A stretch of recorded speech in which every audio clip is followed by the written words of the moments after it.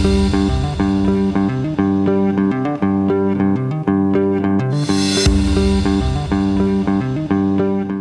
പറഞ്ഞ ചോദ്യം വളരെ തെറ്റാണ്. കാരണം വെച്ചാൽ നമുക്ക് ഒരിക്കലും സ്ട്രിക്റ്റ് അല്ല, അതാണ് സത്യം. നമ്മൾ സാർ ഒരിക്കലും വളരെ അതായത് ഭയങ്കര സ്വാതന്ത്ര്യം കൊടുക്കുന്ന സംവിധാനമാണ്. അത് കാണുമ്പോൾ തോന്നുക ഭയങ്കര ഒന്നുമല്ല. അദ്ദേഹം സബ്ജക്റ്റ് കേട്ട് കഴിഞ്ഞാൽ പിന്നെ അതിന് ചില ആദ്യം തിരക്കഥ എഴുതുന്നതിന് മുമ്പ് ചില ഇതൊക്കെ ഇങ്ങനെയൊക്കെ വേണമെന്നല്ലാതെ ഒരു കാര്യത്തിലും കൈയെടുത്തില്ല. അത് എനിക്ക് എൻ്റെ അനുഭവത്തിന് എൻ്റെ പടത്തിലെ ഒരു സീനിൽ പോലും ഇടപെട്ടിട്ടില്ല. അദ്ദേഹം നമുക്കെന്തെങ്കിലും തെറ്റ് വന്നാൽ പറയും, അത് ഇങ്ങനെ അത് പറയാനുള്ള അവകാശമുണ്ട്. കാരണം അതൊരു ഒരു പറയാൻ ഏറ്റവും സിനിമ എത്ര അറിയാവുന്ന ആളാണ്. അല്ലാതെ ഒരു കൈകടത്ത് ഇതുവരെ ഞാൻ എത്ര പടത്തിൽ അസോസിയേറ്റ് ചെയ്തിരിക്കുന്നു ഇതിലൂടെ ആരുടെ അടുത്തും അങ്ങനെ ചെയ്യത്തേയില്ല. അത് എൻ്റെ അനുഭവത്തിൻ്റെ വിളിച്ചത് പറയുന്നത് സാർ അങ്ങനത്തെ ഒരാളെ അല്ല. സാറ് സംവിധായകനെ വിശ്വസിച്ച് നിൽക്കുന്ന ഒരാളാണ് സാർ. അതുകൊണ്ട് പലപ്പോഴും സബ്ജക്റ്റുകൾ ശരിയാകാതെ വരുമ്പോൾ ചില സിനിമകൾ പരാജയം അങ്ങനെയൊക്കെ സംഭവം. അല്ലാതെ ഒരിക്കലും അത് സാർ ഇടപെടാറില്ല ഒരു കാര്യത്തിൽ. എൻ്റെ ഈ സിനിമയിൽ ഒരു കാര്യത്തിൽ ഇടപെട്ടിട്ടില്ല. എനിക്ക് പരിചയമുള്ള ആർട്ടിസ്റ്റുകളാണ് ഇവരെല്ലാവരും. കാരണം വർഷങ്ങളായിട്ട് ഞാൻ അസോസിയേറ്റായിട്ട് നിൽക്കുമ്പോൾ എൻ്റെ കൂടെ വർക്ക് ചെയ്ത ആൾക്കാരാണ്. ഇപ്പോൾ സിദ്ദിഖ, പിന്നെ എൻ്റെ നാടക ഗുരുവാണ് ബാലേന്ദ്രൻ സാറ്, അജു വർഗീസ് എൻ്റെ സുഹൃത്താണ്.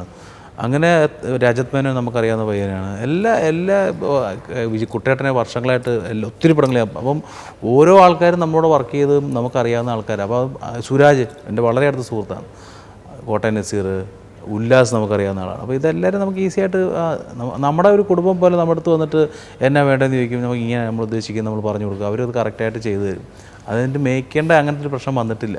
എനിക്കങ്ങനെ തോന്നിയിട്ടില്ല. ഞാനൊരു സംവിധായകൻ അങ്ങനത്തെ ബന്ധമേ അല്ലായിരുന്നു. അവർക്കൊക്കെ എന്നോട് സ്നേഹം. കാരണം വെച്ചാൽ ഇത്രയും വർഷമായിട്ട് ഫീൽഡിൽ നിൽക്കുന്നുണ്ട്. അവർക്കൊക്കെ ഞാനൊരു സംവിധായകനാകുന്നതിൽ എന്നെക്കാട്ടിലും കൂടുതൽ സന്തോഷം അവർക്കൊക്കെ ആയിരുന്നു. കാരണം അവരൊക്കെ നീ ഇങ്ങനെ ആയല്ലോടാ, നിനക്കിങ്ങനെ അവസരം കിട്ടിയല്ലോ, ഭാഗ്യമുണ്ടോ, നീ നന്മ എന്നൊക്കെ പറഞ്ഞ് അങ്ങനെ നമ്മളെ പ്രോത്സാഹിപ്പിച്ചുകൊണ്ടിരിക്കുകയായിരുന്നു. അതുകൊണ്ട് തന്നെ എനിക്ക് അവരിൽ നിന്നൊക്കെ കിട്ടിയ സപ്പോർട്ട് ഭയങ്കരമായിരുന്നു. അത് പറയാതിരിക്കാൻ നിർത്തിയത് എൻ്റെ കൂടെ വർക്ക് ചെയ്ത എൻ്റെ ആർട്ടിസ്റ്റുകളൊക്കെ എന്നോട് കാണിച്ച സ്നേഹവും ഇതിനെ സപ്പോർട്ടിനെ കുറിച്ച് എനിക്ക് ഒരിക്കലും പറയാതിരിക്കാൻ പറ്റില്ല. അവർ ഭയങ്കര സപ്പോർട്ടാണ്. പിന്നെ എൻ്റെ എൻ്റെ കൂടെ വർക്ക് ചെയ്ത ക്യാമറാമാൻ പ്രദീപ് എൻ്റെ സുഹൃത്താണ്. ഞങ്ങൾ സ്കൂളിലോട്ട് പഠിച്ചു. അവന് ഭയങ്കര സപ്പോർട്ട്. എഡിറ്റർ ശ്യാം, ജോസഫ് ചേട്ടൻ ആർട്ട് ഡയറക്ടർ, സതീശൻ, ഡിക്സൺ ചേട്ടൻ കൺട്രോളർ, ഇവരെല്ലാം, പിന്നെ എൻ്റെ അസോസിയേറ്റ് അനിൽ മാത്യു, മനീഷ്, വിനോദ്, ഇവരൊക്കെ നമുക്കൊരു ഭയങ്കര സപ്പോർട്ടായിട്ടാണ് നമ്മൾ ഈ സിനിമ ചെയ്തത്. തീർച്ചയായിട്ടും ഉണ്ടായിരുന്നു. അത് പറയാതിരിക്കാൻ നിവൃത്തിയില്ല. കൂട്ടായ്മ തന്നെ ആയിരുന്നു ഈ സിനിമ. ഇത് എൻ്റെ മാത്രം സിനിമയല്ല, ഇത് ഭയങ്കര. കാരണം ഞങ്ങൾ സുഹൃത്തുക്കളുടെ ഒരു നീണ്ട നിര. ഡിക്സൺ കൺട്രോളർ, പുള്ളിയായിട്ട് ഞാൻ വർഷങ്ങളായിട്ട് ബന്ധമുള്ള ആളാണ്. ക്യാമറ പ്രദീപ് വർഷങ്ങളായിട്ട് ബന്ധമുള്ള ആളാണ്. ജോസഫ് ചേട്ടൻ, സതീഷ് ചേട്ടൻ, ഇവരൊക്കെ ആയിട്ട് ഭയങ്കര ബന്ധവും. അവരൊക്കെ അങ്ങ് വന്ന് നമ്മുടെ കൂടെ നിന്നിട്ട് അത് നമ്മളിങ്ങനെ അങ്ങനെ എനിക്കറിയാൻ പറ്റില്ല. ഇത് കൂട്ടായ്മ തന്നെയാണ്. അതില്ലയെന്ന് പറഞ്ഞാൽ വെറുതെ ഇങ്ങനെയുള്ള ഒന്നുമില്ലായിരുന്നു ഇവിടെ ഭയങ്കര ആർട്ടിസ്റ്റുകളൊക്കെ ഒറ്റ കുടുംബം പോലെ അതാണ് ഈ സിനിമയുടെ വിജയം, ഏറ്റവും വലിയ വിജയം അത് തന്നെയാണ്. അല്ല വേറെ ഒന്നുമല്ല. ഇതെൻ്റെ മിടുക്ക് മാത്രമൊന്നുമില്ല. എനിക്കങ്ങനെ മിടുക്കുള്ള ആളൊന്നുമല്ല.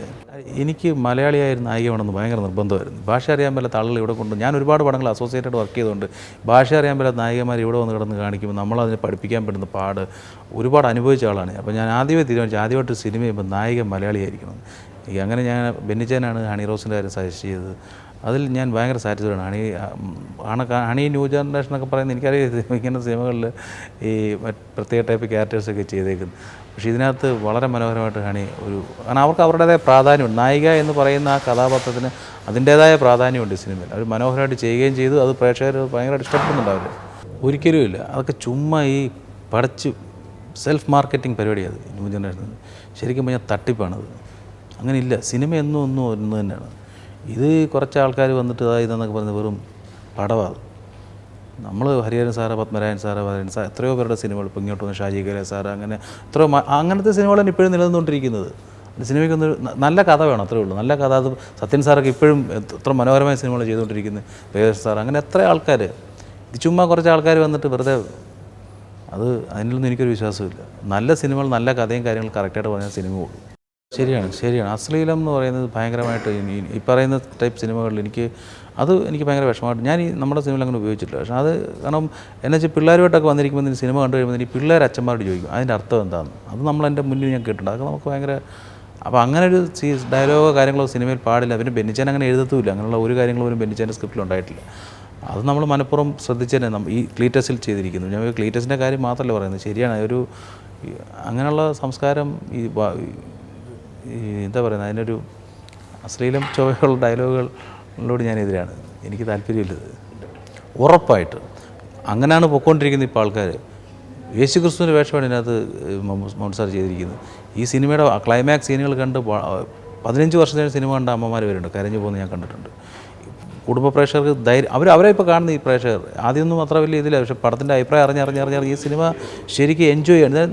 നല്ല എൻ്റർടൈനറാണ്, പക്ഷേ ഒപ്പം എല്ലാം ഉണ്ട് ഈ സിനിമയിൽ. നല്ല കഥയുണ്ട് ഈ സിനിമയ്ക്കത്. ഈ പറഞ്ഞ പോലെ കഥ പറയുന്ന രീതിയാണ് നമ്മൾ അവലംബിച്ചിരിക്കുന്നത്. അതിൻ്റെ ടെക്നോളജി ഇട്ട് അപ്ലൈ ചെയ്തിരിക്കുകയല്ല. അത് വളരെ മനോഹരമായിട്ട് ആളുകൾ കണ്ണീർ നിറഞ്ഞ് ചിരിച്ചിറങ്ങി പോകുന്നത്. അത് അമ്മമാരും തൊട്ട് കുട്ടികൾ വരെ ഈ സിനിമ വളരെ ആസ്വദിക്കുന്നുണ്ടെന്നുള്ള ഭയങ്കര സത്യമായ കാര്യമാണ്. അത് എനിക്ക് സന്തോഷം പകരുന്നത്. ടെക്നോളജിയുടെ അതിപ്രസരം, ടെക്നോളജി ഒരുപാട് എക്യുപ്മെൻറ്റ്സ് അങ്ങനെയുള്ള ഐറ്റംസൊക്കെ വന്നിട്ടുണ്ടല്ലോ, പക്ഷേ ഇതിനോട് എന്നെ ഇതൊന്നും മോഹിപ്പിച്ചിട്ടില്ല. ഞാനെപ്പോഴും കഥ പറയുന്നതിനനുസരിച്ചിട്ടാണ് ഇതൊക്കെ ഉപയോഗിക്കാറുള്ളത്. അല്ലാതെ ആദ്യം കൊണ്ടുവന്ന് ക്യാമറയുടെ കുറേ ഗിമിക്സ് കാണിച്ച് അതൊക്കെ ചെയ്ത് വരട്ടി ഒരു കാര്യമില്ല. കഥയ്ക്ക് അത് അനുയോജ്യമില്ല. നമ്മളിതൊക്കെ കാണിച്ചിട്ട് എന്ത് ചെയ്യും? നമ്മുടെ കഴിവുകേടിനെ മറയ്ക്കാനാണത്. ചുമ്മാ കുറേ ഷോർട്സ് എടുത്ത് വെച്ചിട്ട് കാര്യമില്ല. സിനിമയുടെ കഥയ്ക്ക് അനുയോജ്യമായ ഷോർട്സ്, അതിലാണ് ഞാൻ വിശ്വസിക്കുന്നത്. അങ്ങനെ ഞാൻ എൻ്റെ ഇനിയുള്ള സിനിമകൾ ചെയ്യത്തേ ഉള്ളൂ. ടെക്നോളജി എന്ന് പറയുന്നത് നമുക്ക് സിനിമയുടെ കഥ പറയാൻ വേണ്ടി മാത്രം. ടെക്നോളജി കഥയെ ഭരിക്കാൻ പാടില്ല. കഥയെ അനുസരിച്ച് ഉപയോഗിക്കാൻ വേണ്ടി മാത്രമാണ് ഞാൻ അങ്ങനെ എൻ്റെ ഗുരുക്കന്മാരിൽ നിന്ന് പഠിച്ച അങ്ങനെ. അപ്പോൾ അതാണ് ഞാൻ പിന്തുടരാൻ ആഗ്രഹിക്കുന്നത്. തീർച്ചയായിട്ടും വ്യക്തമായ പ്ലാനിങ്ങോടെ സിനിമ ചെയ്താൽ ലാഭം. ഞാൻ ഈ സിനിമ 55 ദിവസമാണ് പ്ലാൻ ചെയ്തത്. 48 ദിവസം കൊണ്ട് ഈ സിനിമ തീർത്തു. വളരെ വളരെ ഭംഗിയായിട്ട് എനിക്ക് തീർക്കാൻ പറ്റി. എൻ്റെ ക്രൂവിൻ്റെയൊക്കെ സഹായം, പിന്നെ മഴയും കൂടെ ഉണ്ടായില്ലെങ്കിൽ അതിന് മുമ്പ് എനിക്ക് തീർക്കാമായിരുന്നു. വളരെ പ്ലാനിങ്ങോട് ഞാൻ 7 മണിക്ക് ഷൂട്ടിംഗ് തുടങ്ങും, വൈകിട്ട് ഇത്ര മണി വരെ, അങ്ങനെ വ്യക്തമായ പ്ലാനിങ്, ഇത്ര സമയം കൊണ്ട് ഇത്ര സീൻ തീർക്കും. അത് വെൽ പ്ലാൻഡായിട്ട്. ഇതിനൊക്കെ ബേസിക് സ്ക്രിപ്റ്റ് ഫുള്ളായിട്ട് നമ്മുടെ കയ്യിലുണ്ടെങ്കിൽ നമുക്കിത് ഈസിയായിട്ട് പറ്റും. പലപ്പോഴും സ്ക്രിപ്റ്റ് സെറ്റിലിരുന്ന് അങ്ങനെയൊക്കെ വരുമ്പോഴാണ് ഇതിൻ്റെ പ്രശ്നങ്ങൾ വരുന്നത്. വെൽ പാക്ഡ് സ്ക്രിപ്റ്റും കാര്യങ്ങളും നമ്മൾ അപ്പം തന്നെ അതിനു മുമ്പ് സ്ക്രിപ്റ്റ് കറക്റ്റ് ചെയ്ത് അത് എഡിറ്റ് ചെയ്ത് ഇത്രയും മതി, ഇത്രയും ലെങ്ത് 2 മണിക്കൂർ 5 മിനിറ്റേ ഉള്ളൂ ക്ലീറ്റസ്.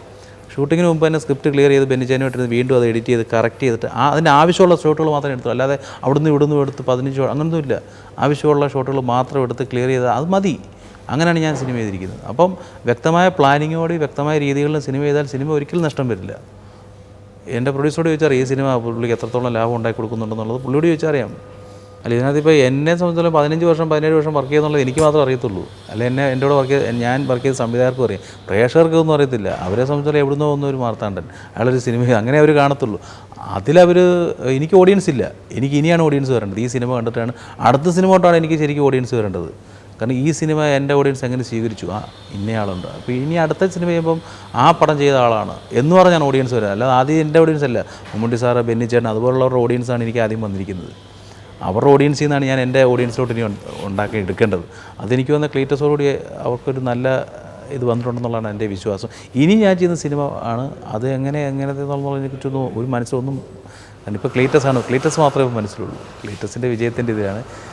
അത് കഴിഞ്ഞിട്ട് ഇനി പതുക്കെ ആലോചിക്കണം എങ്ങനെ സ്റ്റെപ്പ് എന്ന കഥ ഗുരുക്കന്മാരോടൊക്കെ ആലോചിച്ച്